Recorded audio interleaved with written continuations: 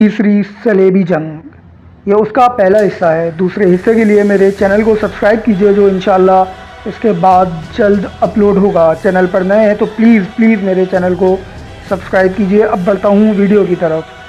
صلاح الدین ایوبی نے بیت المقدس فتح کیا تو یورپ کی تمام عیسائی ریاستوں میں اشتعال کی ایک لہر دوڑ گئی۔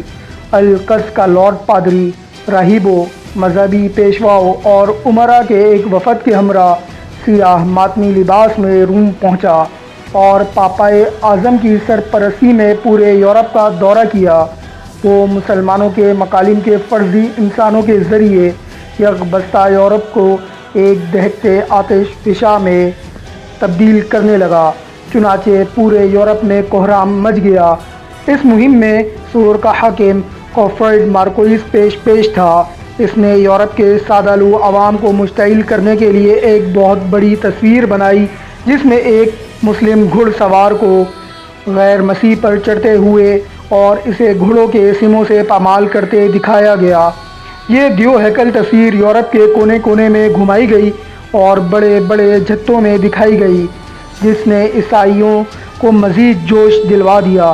دراصل عیسائی مذہبی پیشواؤں اور بادشاہوں کو یقین تھا، اگر دیر کی گئی تو ایک طرف عیسائی اقوام میں صلیبی جنگوں کا بھرا ہوا جذبہ اور بیت المقدس کی بازیافت کا جوش سرد پڑ جائے گا، اور دوسری طرف مسلمانوں کا اقتدار دن بدن مستحکم ہو جائے گا۔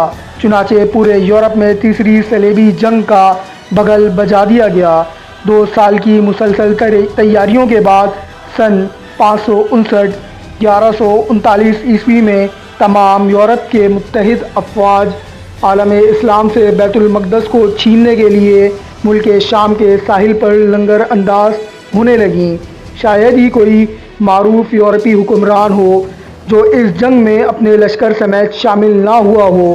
فرانس کا بادشاہ فلپ آگسٹ، شاہ برطانیہ رچرڈ اور جرمنی کا حکمران فریڈرک باربر ان میں پیش تھے۔